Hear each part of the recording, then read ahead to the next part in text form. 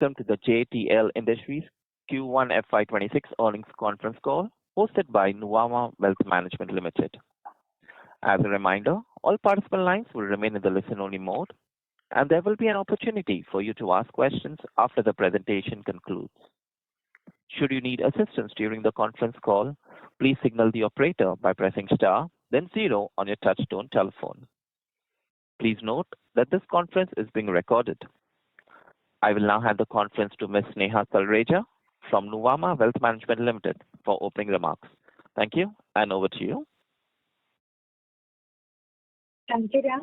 Good morning, all. We welcome you to the JTL Q1FY26 conference call. We are today joined by the senior management of JTL Industries, represented by Mr. Pranav Singla, Full-Time Director, Mr. Dhruv Singla, Full-Time Director, and Mr. Atul Garg, CFO. We will now start with the opening remarks to the management, followed by the Q&A. I will now hand over the call to Mr. Dhruv Singla for his opening remarks. Over to you, Dhruv. Hi, good morning, all. I hope you and your families are doing well. I'm Dhruv Singla, Executive Director at JTL Industries, and I'd like to welcome you all to our Q1 Financial Year 26 earnings call. Joining me today are Pranav Singla, Executive Director, and Mr. Atul Garg, our Chief Financial Officer. We're delighted to have you with us today as we share our recent performance, highlights, and strategic developments. For those less familiar with JTL Industries, here's an introduction.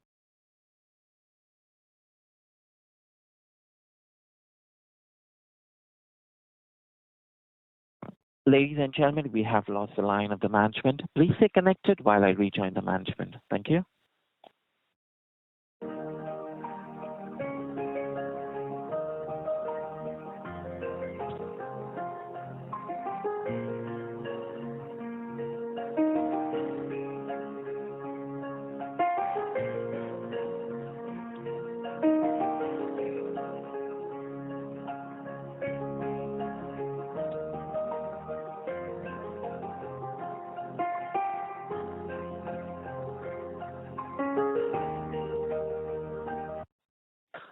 Ladies and gentlemen, thank you for your patience. We have the management reconnected. Dhruv, sir, you can proceed. Yes. Hi, sorry, the line got disconnected. Let me start again. Very good morning to all of you. I hope you and your families are doing well. I'm Dhruv Singla, Executive Director of JTL Industries, and I'd like to welcome you all to our Q1 Financial Year 26 earnings call. Joining me today are Mr. Pranav Singla, Executive Director, Mr. Atul Garg, our Chief Financial Officer. We are delighted to have you with us today as we share our recent performance, highlights, and strategic developments. For those less familiar with JTL Industries, here's a brief introduction. With the legacy spanning over 3 decades, JTL has emerged as one of India's leading manufacturers of steel tubes, serving vital sectors such as infrastructure, oil and gas, water transmission, and construction. Our diverse product portfolio includes ERW black steel pipes, galvanized tubes, large diameter sections, solar module mounting structures, and hollow steel profiles. We operate 5 state-of-the-art manufacturing facilities strategically located across India, enabling us to deliver high-quality, value-added solutions with speed, scale, and precision. Our focus on high-margin, specification-driven segments, supported by continuous investments in automation, with digitization, and quality systems, continues to reinforce our competitive edge. Equally important, we are advancing our commitment to sustainability through initiatives aimed at improving energy efficiency and reducing our carbon footprint. Moving on to the performance highlights, this quarter we achieved a total income of 5,496 million. Our EBITDA stood at 233 million, translating to an EBITDA margin of 4.3%. We also reported a profit after tax of rupees 165.5 million with a PAT margin of 3%. Sales volume of the quarter were at 108,406 metric tons. Value-added products accounted for 20% of the sales mix, aligning with our focus on higher margin offerings. Export volume stood at 6,404 metric tons for the quarter, which constitutes 6% of our total sales. During the quarter, we initiated plans for the commissioning of a new ASC and API grade pipe market Through these products, JTL will become one of the very few manufacturers in India with the capability to produce larger diameter, higher thickness API-grade ENW pipes, thus placing us in the exclusive league of technically advanced players. This investment will aid in expanding our footprint in high-grade segments such as oil and gas, water transmission, and city gas distribution. These markets typically yield EBITDA margins of 7,000 to 8,000 per metric ton, making this development significantly value accretive. I would also like to highlight that JTL Industries has commissioned production of ultra-thin 0.04 mm brass foil through a strategic job work arrangement, making its entry into a high-value niche segment. Known for its low friction and corrosion resistance, this product caters to sectors like defense, aerospace, industrial electronics, and EMI RFI shielding. The job work model allows cost-effective scalability and quality control by leveraging external expertise. This initiative aligns with JTL's strategy to increase value-added products from 24% to 50% of sales, complementing its investment in VFT technology. Backed by 1,000 plus dealers and exposed to 20 plus countries, and SKUs of 1,500 plus SKUs, JTL is well positioned to grow in specialized high-margin markets. I would like to reiterate that the aim behind this diversification is threefold. Firstly, to enter a high-demand niche market with limited competition. Secondly, to expand the value-added portfolio, which will subsequently secure our margins. And lastly, to diversify across alloys so as to reduce dependence and avoid slowdown during an industry downturn. Not only are we focusing on returns, but also making ourselves as irreplaceable and exclusive as possible. As we are undergoing a heavy capex cycle in the new SKUs, the current margins don't reflect the actual margins the company shall be achieving in future. Going forward, our outlook remains optimistic, considering sustained demand across key sectors, our superior quality, and due to the key shifts in investments made by JTL. I want to reaffirm our commitment to delivering value through operational excellence and strategic expansion. Thank you for joining us today. I now open the floor for your questions. Thank you. Ladies and gentlemen, we will now begin the question and answer session. Anyone who wishes to ask a question may press star and one on their touchtone telephone. If you wish to remove yourself from the question queue, you may press star and two. Participants are requested to use their handsets while asking a question. Ladies and gentlemen, we will wait for a moment while the question queue assembles. The first question comes from the line of Aditya Welekar from Axis Securities. Please go ahead. Yeah, thank you for the opportunity. So my question is with regard to our EBITDA per ton. So we have seen some underperformance since last quarter. So what is driving this despite our sales volume increasing and VAP share almost at 20%? So if you can throw some light on that. Hi, Mr. Aditya. Good morning. Thank you for your question. There are 2-3 factors to the a little slowdown or say a little less EBITDA per ton as compared to the last time that we have encountered. Firstly, we are all aware that the duty was implemented in April 21 and on April 21, 2025. After which there was considerable jump in HR coil prices for the month of April and May, which then again corrected in the month of June.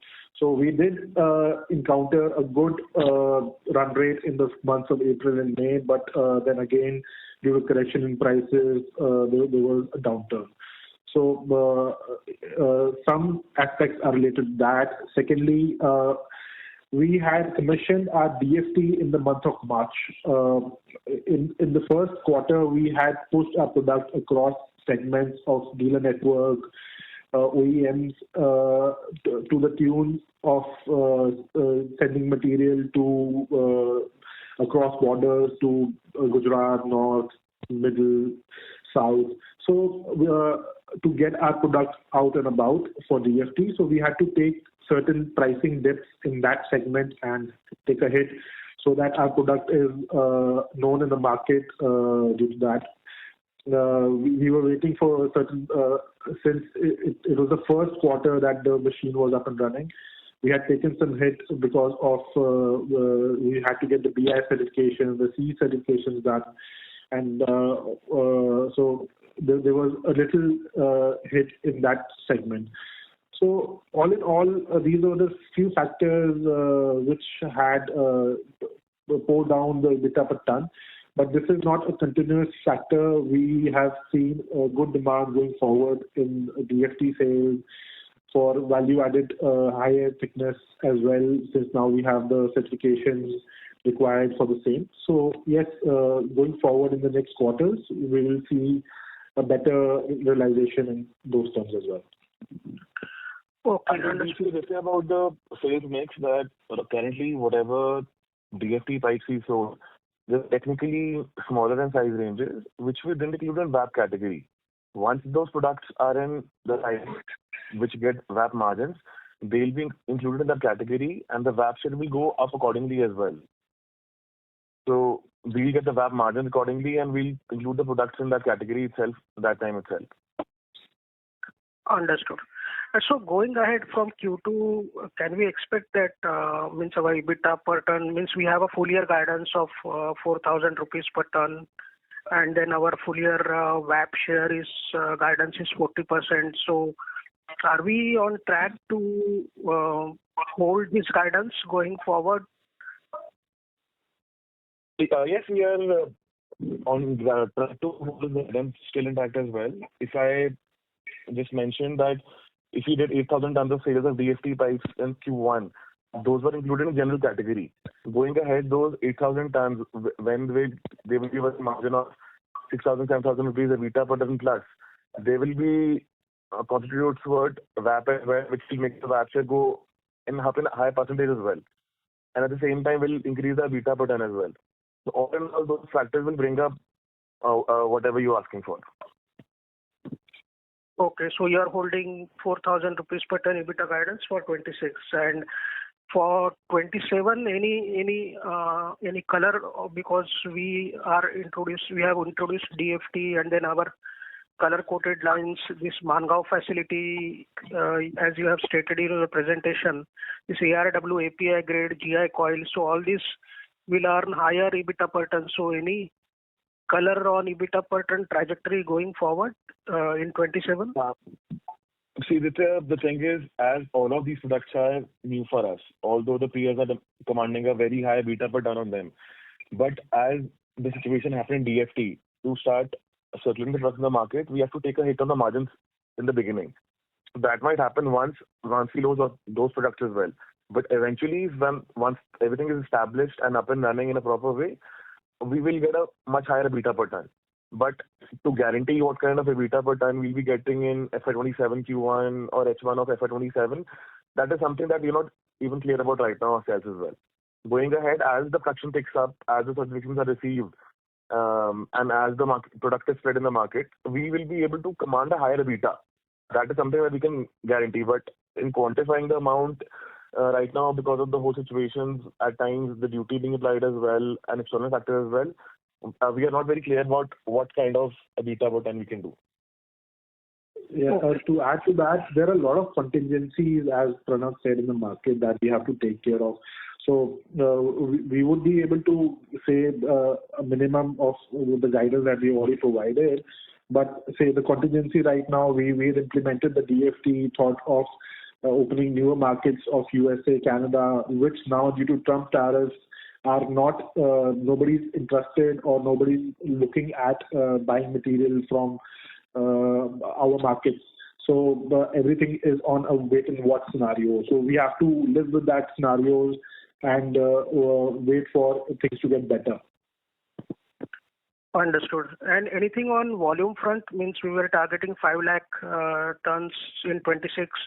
Are we confident to achieve that?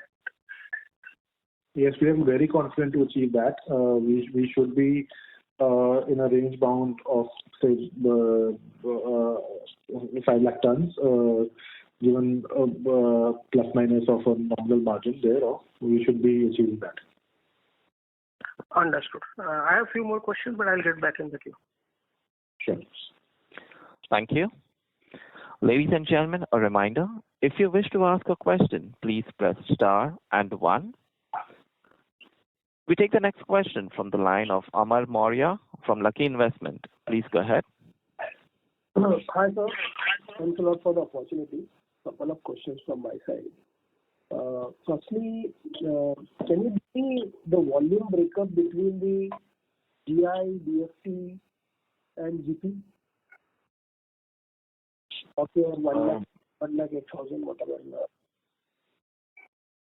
Yeah. Hi, Mr. Amar. So Go. yeah. So right now, to answer your question, we don't have GP pipes. We only have the GI and black that we are categorizing into two categories. To start off with, in this quarter, this is the first quarter we had our DFT product on sale. And as we mentioned earlier, we have not categorized this into a value-added format. So we have not done that. So to answer your question in a plain manner, the 22,000 tons of value-added products that we've done is majorly galvanized pipes. And the DFT is inclusive in the normal range of products as of now, which was to the tune of about 7,500 to 8,000 metric tons for the first quarter. Okay.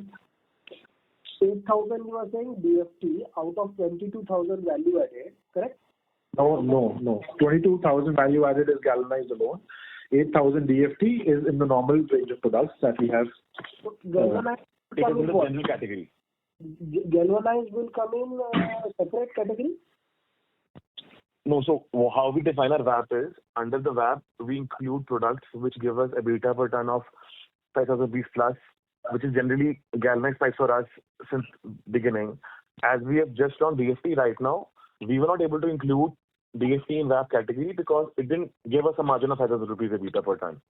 Once the product gives us a margin of 5,000 rupees plus, the DFT sales, which was to the tune of 7,500 tons in this quarter, will be added to the VAP category. So basically, you are saying GP is basically 22,000, correct? And DFT 8,000. We make GP pipes right now. Galvanized iron pipes is what we make, which is in the VAP category. Correct. Galvanized pipe GP in 22,000, DFT 8,000, which is into general category, and rest all is basically GI pipe, GI and black pipe, correct? No, sir. No, you are confusing the entire scenario. We are not into GP pipes. Pre-galvanized pipes we are not making. We are making two kinds of products. First is the galvanized iron pipes, GI pipes, that is galvanized after making the pipes on zinc coating on top of black pipes. Okay. That is 22,000 tons. The rest is the general category black pipes that we have made, which includes DFT at the moment of 7,500 tons. This is what it is. Galvanized iron pipe is a part of value added, and galvanized black pipe is a part of general. And in that, DFT there is no galvanized black pipe, sir. So, black there pipe. Is only black pipe. Normal black pipe. Okay. Okay. And secondly, sir, in terms of your EBITDA per ton, is there some impact of inventory loss also included into your EBITDA per ton of 2,000 rupees ton? Yes. As I mentioned with the question of Mr. Aditya Velikar, the first 2 months after implementation of the duty, we saw a sharp increase in prices of HR coils. In the third month of June, we saw a correction in prices. So in third month, there was inventory losses related to the decline in prices after the sharp increase. Okay. And how much more impact do you think the high cost inventory can impact? And normally, what is your buying pattern? How do you basically buy the inventory? If you can help us understand, because see, normally these kind of fluctuations will be very common, right? But if we should be able to hedge this. I mean, what is our policy? How do we buy the inventory so that we are immune from all these scenarios? So the black coils or HR coils or iron is not a commodity that we can hedge. First of all, it is not a non-ferrous product. You cannot hedge, but I'm saying, yes. How do you So normally we are sitting in Q1 and we are looking at Q1 results at the moment. Normally it's a cyclical industry. The Q1 and Q2 are fairly slower than Q3 and Q4. In the Q1 and Q2, we encounter monsoon. We encounter fluctuations in the market scenarios wherein the prices can go up or go down as well. So here, when we look at the entire year of a normal steel industry, we see that these losses on inventories or gains on inventories set off each other in the 4 quarters that we have. Because in some quarters there will be losses on inventory, in some quarters there will be normal gains as well on inventory. So that is how the entire year looks at. So, and to answer the second part of your question about hedging, when we are producing a value-added products, that is against orders, so that has a normal hedge. We have 4 categories of our products that we sell into the markets. First is the government sector, second export segment, third the OEMs, and fourth the dealer network. Dealer network makes the most of it, which picks up material from the stock. So we have to maintain an inventory to sell, say, 1 lakh tons of material in a quarter. We have to maintain an inventory at different locations of at least 25 to 30,000 tons of material that keeps on rotating on a daily basis. So we don't have a natural hedge in the 50% of material that we're making, but all the government sectors or export segment, or we buy material only against order, and we have some price variation clauses as well that we are hedged against the fluctuations in the market scenarios. So that is what. But sir, dealer network is not common. Your peers are also having more than higher distribution network than you, right? And they are managing it. So basically, what I'm trying to understand here is that, and going forward, your intention will also be to penetrate more distribution network, right? But then you cannot give the argument that distribution network is high because of this. You have to suffer the fluctuation. This is not visible in others' P&L. Why? No, that is what not I'm saying, sir. I'm saying this is how we categorize our products into and sales into. Every company has their different modes of sales, and this is how we are working on top of it. That is what I said. Sir, what I'm saying here is that, sir, लोहे का fluctuation तो हम कभी भी ले नहीं सकते, right? So what I'm trying to understand, if you say that you have 50% distribution network and you have to stock the inventory for that, so any fluctuation in the inventory, why you are taking it? It has to be passed on to dealer. That is what happens. I'm not saying the entire 50% is stocked and inventory losses come on that. Correct. A lot of material in that is sold and a lot of material in that is unsold. We only get the fluctuation on the unsold part. So sir, unsold part, so basically unsold part, so you are saying unsold part you are accounting it, then it can reverse, let's say once you sold it? Yeah. So I didn't understood, sir. This is the accrual accounting method, no? Sir, आप जो बेचते हो उसका ही revenue और उसका ही cost book करोगे ना? जो नहीं बिका उसका कैसे आएगा? उसकी बहुत इन्वेंट्री प्राइस तो कम हो गई ना आपकी. अगर आपकी कॉस्ट एक्टर कॉल की पहले थी ज्यादा, उसका लेटर की प्राइस नीचे हो गई है, उतना ही तो मेरे को इन्वेंट्री में मेरा आएगा ना. I didn't understood.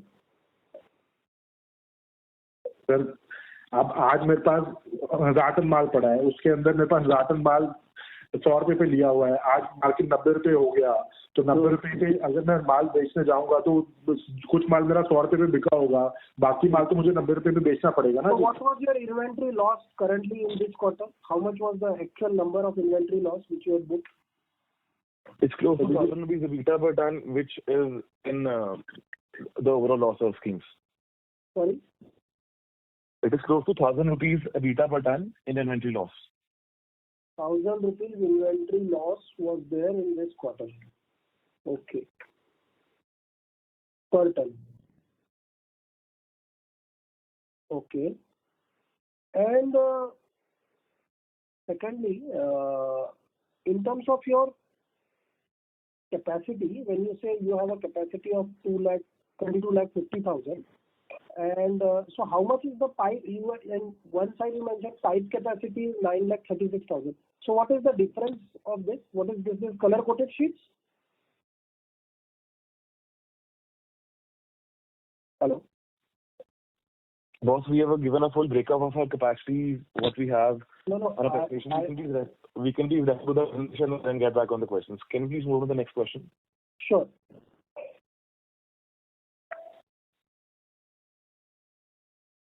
Thank you. We take the next question from the line of Vishal Dudwala from Trinetra Asset Managers. Please go ahead. Am I audible, sir? Yes, Vishal, please go ahead. So my first question is, revenue per ton fell from 56,000 to 54,000 on Q1Q basis, despite higher volume. Which end market saw the sharpest price drop? Sir, can you come again? The last portion of your question was not clear. Okay. So let me repeat it. Revenue per ton fell from 56,000 to 54,000 on a Q1Q basis, despite higher volume. Which end market saw the sharpest price drop? Yes. So, firstly, our revenue per ton is on a blended basis. If you see, as compared to the last quarter, our black sales have improved, and we have made more sales in a black quantity. So this 56,000 and 54,000 is a blended number of the galvanized and the black pipe together. So when we see our increase in quantity in black pipes, this number would fall. So in this quarter, our value-added products remained to the tune of 22,000, which was similar to the last quarter, and but then we had more sales in a black pipe. So that is one of the major reasons for the fall in net realization of this.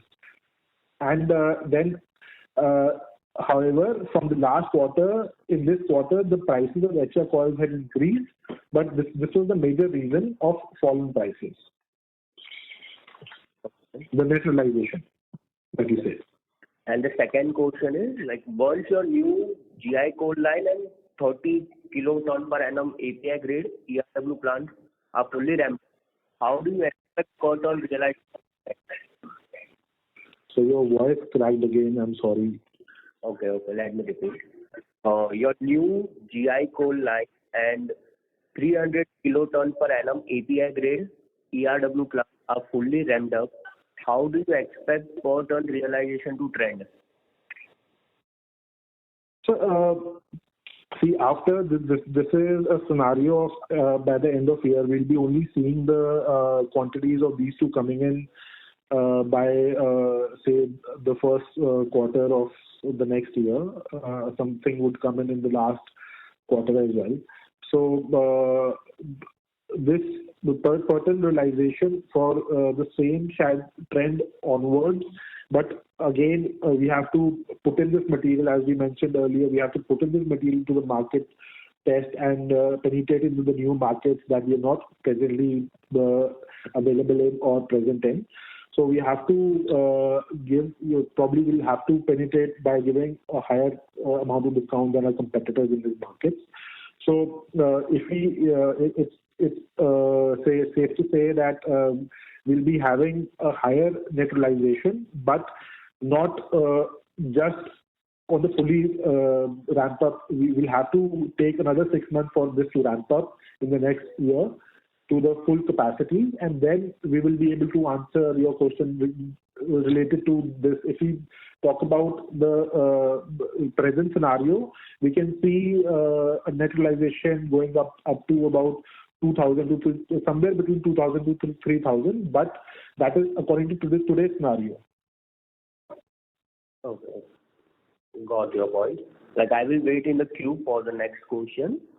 Thank you for now. Thank you. Ladies and gentlemen, if you wish to ask a question, please press star and 1. We take the next question from the line of Jyoti Singh from LIC Mutual Fund. Please go ahead. Hello. Hello. Hello. Yes, Jyoti, please go ahead. Yeah.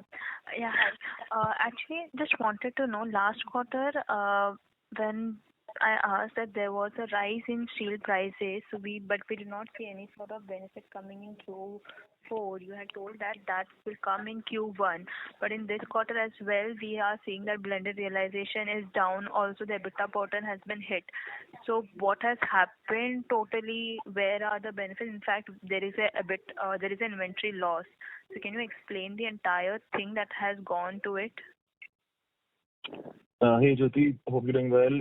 So basically in this quarter, the first 2 months, the HRC prices were on a rising trend. When we were able to encash everything, and the average realizations were higher as well. But by the end of the quarter, or by, it's safe to say in third month of the quarter, the prices were taking hit. The prices fell by around 3.5 to 3 rupees per kg of HRC. Eventually, the hit came to us as well on the same ratio.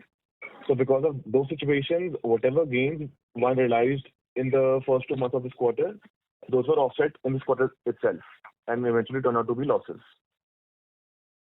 And to answer your question about the blended realization, as I mentioned in the last question as well, the blended realization is a take of the black and the galvanized together. So in the last quarter, we did a higher galvanized site, and this quarter we did 22,000. Last quarter we did 27,835 of value-added products. So the blended realization is, and we did a higher quantity as well in this quarter as compared to last quarter. So we that is what the blended realization entails. So if and when our value-added products will go up, it will increase the blended realization, and then the decrease in the same will decrease the blended realization. Okay. But what led to the rise in cost, and how is this getting into? Because your other expenses has reduced. Earlier, I was on the intention that because you commissioned the DFT technology, so that must have dented sort of EBITDA. But there also we see that other expenses have been in control. So what has gone into it? Only just the cost of raw material increase? Yes, ma'am. You're talking about the blended realization or EBITDA fall? EBITDA fall, because the other expenses has also come down. So earlier I was of the view that because you have commissioned the DFT technology, so there is a possibility of the expenses going up, but that is also under control, but still the EBITDA is down.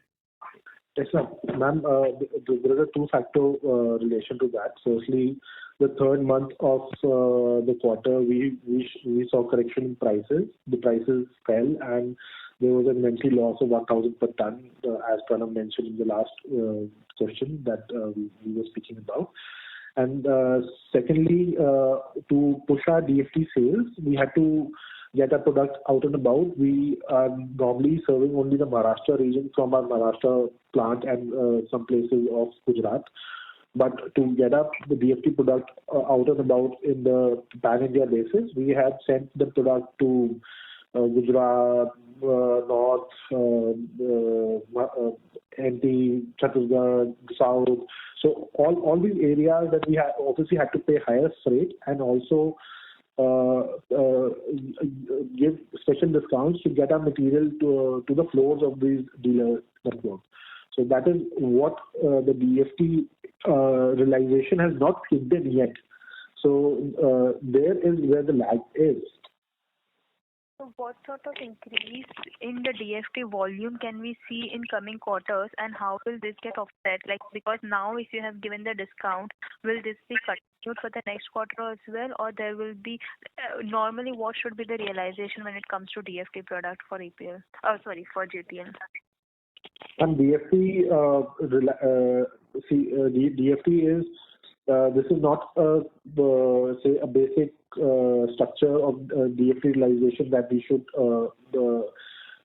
think and take into note. It's a completely new product for JTL. We are earlier producing majorly galvanized steel pipes, black pipes, and those segments. Now there is a certain overlap of segment DFT and in the lower thicknesses and in the higher thicknesses where there are higher margins. We are penetrating into that market. In the next 2 months, our target is to get to those markets wherein there are higher realizations, which include penetrating into EPC and contractors for various bigger projects with higher thicknesses.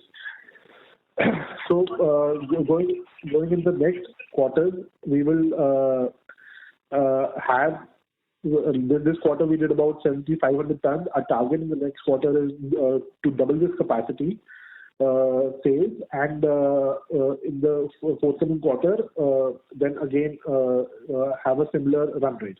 So going forward, it's not a normal factor of discount that should be prevailing in the market, but yes, we'll be taking more conscious decision to penetrate into the EPC and contractor market for various projects that there are.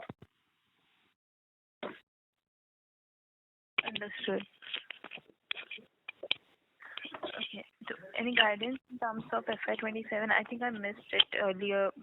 There's a possibility they might have asked. What is the guidance for volume as well as the EBITDA per ton for 26 and 27?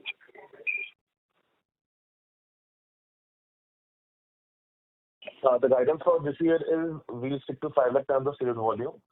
And the guidance for the next year is that we'll do 30% growth over our 5 lakh tons sales volume this year. And EBITDA? Again, Jyoti, the EBITDA per ton is a tricky question for us right now because we are under a heavy CapEx cycle. So as and when those products convert to the foreign market, those margins will come to the range of 4,000 rupees EBITDA per ton that we mentioned. But for now, as it is a transition phase for the company with new CapEx on board as well, it's tough to comment on the exact EBITDA per ton. Our target eventually is to reach a EBITDA per ton of in FY28 of 5,000 rupees plus. That is something safe we can be assured of. When can we expect the DFT to ramp up completely?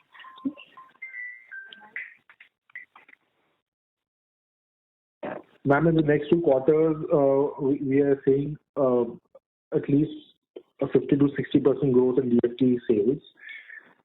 So ramping up complete capacity is still a bigger question, depending upon various market factors, as we mentioned earlier. Due to export markets, we were contemplating opening of the US and the Canadian market with the DFT segment, but due to Trump tariffs being implemented in these past months, and nobody having any clear indication of the same, we were not able to enter those markets. So we still don't have any clarity on these factors. So giving it a full fledged capacity utilization is a little tough for us to say right now. But we are on the ground working on our capabilities to increase our sales in the domestic as well as the export markets in the same. Okay. Yeah, that's it from my end. Thank you. Thank you. The next question comes from Ajit Sethi from Eco Quantum Solutions. Please go ahead. Thanks for the opportunity. So I just had one question. The demand for ERW pipes, domestic demand is 9 million tons, and the domestic capacity is around 13 million tons. So why we are expanding in ERW pipes?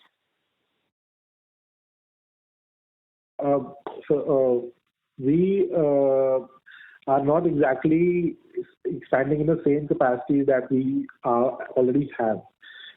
We see ERW pipe segment is a very less research segment upon the data that you have. We exactly don't know how well corroborated that is, to be really honest and not to offend anybody here.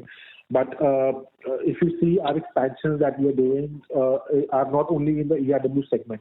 We are when we expanded in DFT, it was the structural steel segment, which is replacing the angle channels girders.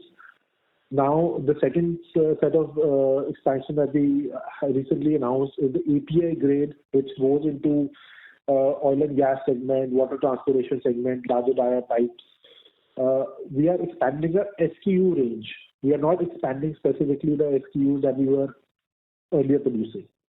Second part of our expansion is the sheeting or the pre-galvanized CR coils, pre-coated coils, this segment. So which is not exactly related to the ERW segment, is used in making various type of ERW pipes, which is pre-galvanized pipes, coated pipes, open sections.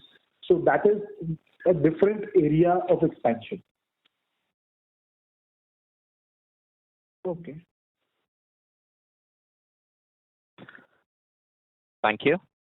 The next question comes from the line of Lokesh Kashikar from Smith Institutional Equities. Please go ahead. Yeah, hi sir. Good morning. A couple of questions from my side. The first one is basically on the realization front. You said that the third month in the last quarter was basically has been under the realization has been subdued. Because of this, we have to realize inventory process.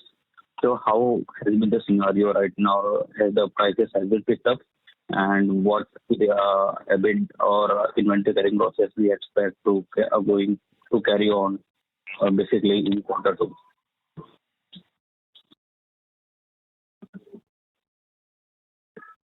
Hello. Yeah. Hi, Mr. Lukesh. So the realization per metric ton, as we tried to explain earlier, is due to a blended realization of value added and black pipes. So wherein value added in the last quarter was higher than value added in this quarter, and we did more sales in black pipes this quarter. So the net realization has decreased, even after certain increases in HR coil prices. Now, to come to the second part of the question of how do we see this quarter going forward. In the last month of June and this month of July, we've seen correction in prices continuously, specifically due to the preset of monsoons and having less demand in the market thereof. The same would be reflected and would be, I think, available in the news with the companies like JTL, Tata, etc., them offering certain price indications on the HR coils. We can say that there were inventory losses in the last month of June, and this month, since we've been buying newer products at the newer prices, so they will be subsiding in this quarter, and going forward, we will have to see how the next 2 months are due to the monsoons and the demand thereof. But as of now, we are having a continuous run rate of what we did in the last quarter. So there is a good chance we are able to achieve the similar amount and exceed the same as well in the coming quarter in terms of volume.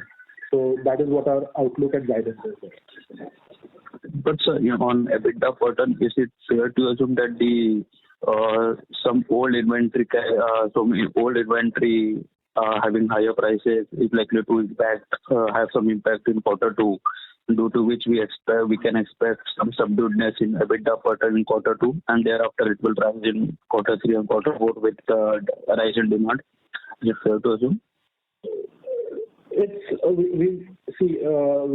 are only carrying an inventory of about 20 to 25 days. So whatever major inventory loss had to come came in the month of June. Now, as I said, we are purchasing new inventory in July. So that those continuation of losses will not be prominent in this quarter. So going forward, we shall be maintaining the outlook of a better EBITDA per ton in this quarter. Sure. And secondly, sir, we have recently basically commissioned our capacity basically on the DFT lines in Mangaon plants. So you have already said that some traction has been achieved, and we have sold around 7,500 crores of metric tons of volume in Q1. But you have already said that you have sent some products in the region of Gujarat and other places. So just wanted to know how has been the acceptance over there of our product, and where do you see that this demand to come from that area?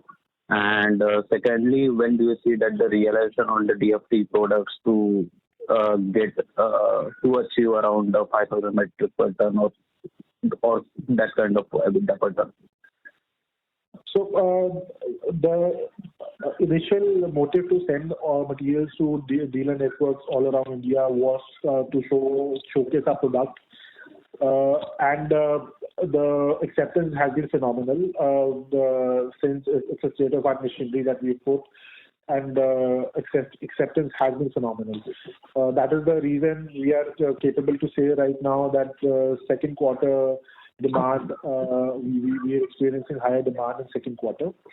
So to add to this, when we supply to the dealer network, we are supplying for a lower thickness scenario there, which eventually is going for construction of buildings and replacing segments such as channels, I-beam, girders. So that is what the replacement is of this pipe. So there has been a considerable push with the dealer networks to replace them. Going forward, now we commissioned our higher thickness splitting line as well in the last month. We are capable to supply thicknesses up to 14 mm.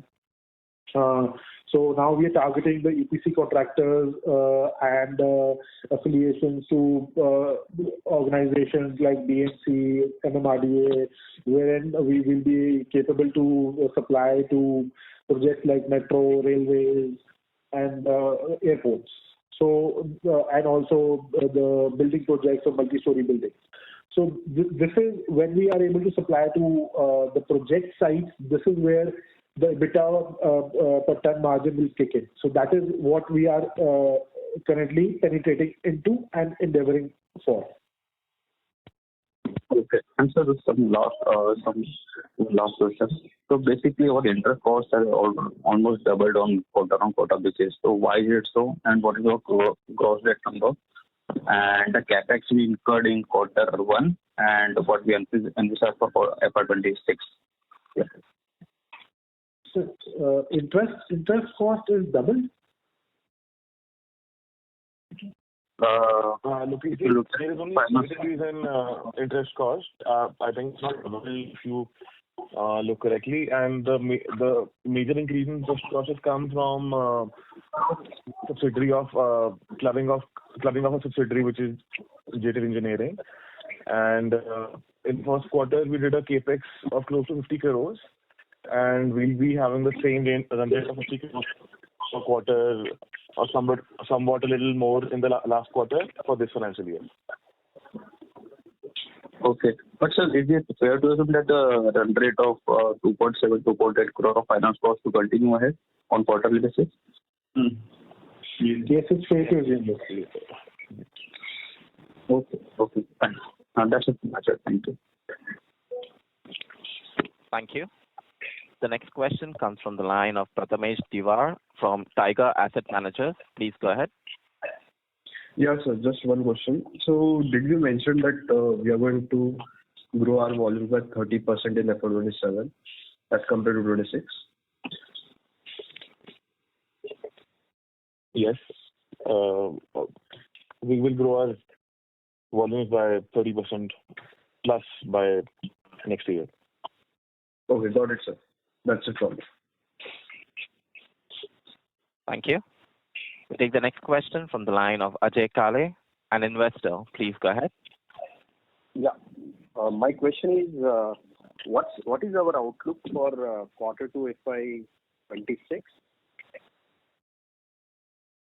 For this quarter, we are targeting in terms of units, in terms of volume. 120,000 tons is a safe target for the volume that we have for this quarter.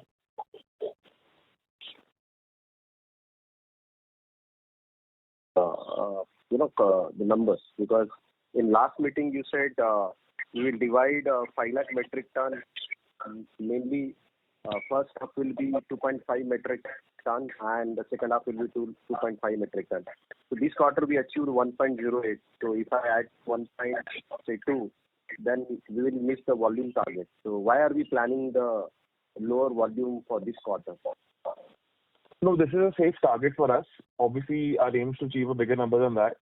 And when I mentioned last year, the average run rate for this, I was saying in this way that our capacity expansion, which will be the part of our GP call, is coming in third quarter, which will be increasing the volume flow as well. So the run rate, how it will happen is, if we miss out some volume of 2.5 lakh tons in Q1, we end up covering a much more bigger number than that in H2. See, I understand. Typically, the future always looks bright, but why we can't achieve the numbers 2.5 metric tons? So, is there any specific reason? Is it the ground inventory? Is it the demand, or is there any other thing which is? No, it is just the ramping up our capacity. We are ramping up our new DF capacity in a few quarters. So, if I'm saying that we got off 2.5 lakh tons by 10,000 tons in Q1 or 12,000 tons in H1. So it's not even a 5% gap that I'm talking about, which will eventually cover up in H2. Anyways, if we talk about the growth quarter on quarter, and we were able to do 30% growth this Q1 and year on year 20% plus growth as well. The growth rate will just be on higher ranges, irrespective. Yeah, I completely get that. So I'm not concerned about the growth. I'm more concerned about the outlook or the planning that we are projecting for the full year basis. Are we strong enough to ensure the volume gets delivered? And the second, yes, sir, Mr. Ajay, we are confident enough to deliver in the range of 5 lakh tons. It is a lot of contingencies come up with, as we've been talking since the beginning of a call, with the price fluctuations, with the tariffs, with deliverables and DFC, etc. So these contingencies are prevalent at the moment. So our target is obviously higher than what we are currently considering. The 120,000 tons plus 108,000 tons that we did in the first quarter, 120,000 tons we want to do in the second quarter is the bare minimum that we have mentioned here. We are obviously not going to stop at 120 or 108,000. Our target is much higher. These things kick in as and when our capabilities and our markets are better. So put it out there, 5 lakh tons is the target for the year. Our target is to achieve 225 for the H1 and the balance in the next quarter, while kicking in our new capacities of the GI coils, last quarter color coating coils. So that is what the target is. Yeah, I get that. Thanks. Second question is, what is our split between distribution-led business and the direct business? And what is our ground inventory in terms of volume as far as distribution is concerned? So distribution-led business is around 50 to 55% that keeps on fluctuating according to the distributor demand. We do not hold any unsold stock at the distributor floor. So how it works in our business is that everything that is sold to the distributor is the distributor's inventory and not our inventory in his stock. I get that point. What I'm trying to tell you is that in order to have, since you are more than 50 or close to 50% is the distribution-led business, how is the ground inventory for your distributor? Do you have the tracking mechanism of your distributor's inventory? There is no margin sharing that we have with the dealers. Once the product leaves the factory, the product is sold for us. There is no margin sharing or share sharing that we do with the dealers. I understand what you say is that how we have that you mean to ask what percentage of our product is a dealer keeping? Yeah. So my say is once the particular month is over, what is the ground inventory that your distributor takes? Because basis that you can actually assess the demand. If say for example, if he's having 1 lakh metric ton inventory at the closure of June. So what in that sense, what is the inventory? Because basis that you can have the better projections or you can assess the market demand better, right? So that is morely majorly the distributors are not listed entity; they are all private entities. We only get to have macro level data from our marketing people present on the floor at various distributor levels. So getting a sense of how full the dealer stock is, what makes us understand how the demand for the next quarter is going to be. Say it depends upon now it's a very open market regarding the prices, and a dealer is not only procuring ERW pipes. So they're building product dealers who are procuring angle channel girders. They're also procuring sheet. They're dealing directly for HR coils with the companies like JSW, Tata. So all these mechanisms also inform them about what the price trend is. So when there is a correction in the market, the dealer stock also declines, and we've seen that happening on a quarter correction basis wherever there has been a correction. So the demand they shift to a back-to-back demand basis when the price correction happens. But when the price increases, then that is where the dealer starts stocking up. So this is how the basic mechanism of the market on the dealer front is. However, OEMs, they know this is the minimum quantity they need to produce, so they have a fixed demand per month basis. Sir, I get what you just said, but still my questions remain unanswered. So, is there any mechanism by which we have the inventory of our product? I'm not concerned about other companies' product. Our product, whatever we sell to our distributors, do you have the mechanism to? No. So we don't. No, nobody has that mechanism in the market. I believe we don't have that mechanism to know how much of our product is unsold on his, because the products are common. If you do not see the stamping on the product, we can't get to know if it's APL Apollos or JTL. So that is not visible from the naked eye. Okay. Yeah. Thank you. We take the next question from the line of Aditya Velekar from Axis Securities. Please go ahead. Yeah, just a couple of questions. We have seen that means this capacity we have slightly raised it upward from 20 lakh from earlier target of 20 lakhs to 22.5 lakhs. So from funding perspective, we are comfortable, right? Means we are not planning any additional funding. No, we are not planning any additional funding right now. Okay. And our full year capex guidance, I think I missed on that. So it's near about 240 to 50 crores for 26, right? Yes, that's right. It can be plus minus 10% as well, given on the machine as it is, but it's in the range of. Understood. On the exports, when I asked earlier, so you were seeing some Trump impact of Trump tariffs and all. So we have a target of 10% exports for FY26.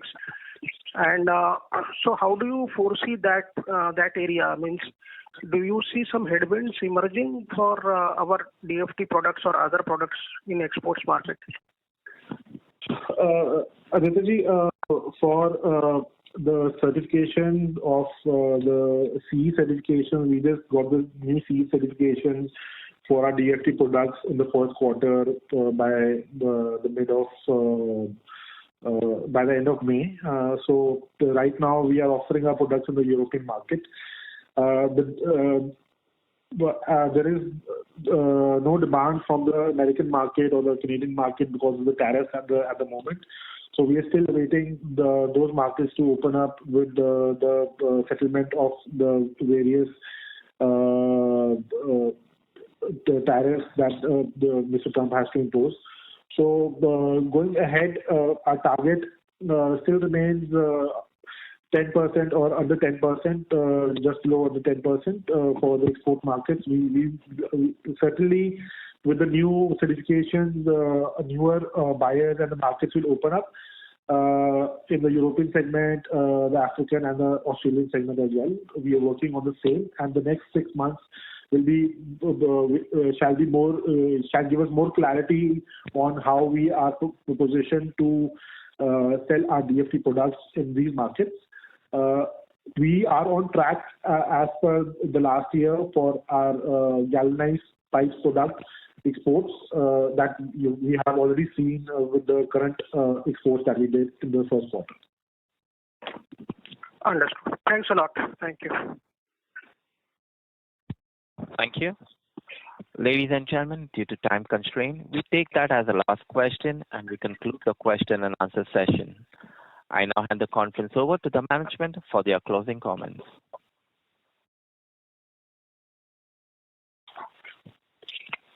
Hi everybody. Again, thanks a lot for your time and your will to come out and listen to us for our Q1 results. Well appreciated. See you in the next quarter earnings calls. Thank you. Thank you. On behalf of Nuvama Wealth Management Limited, that concludes this conference. Thank you for joining us, and you may now disconnect your lines.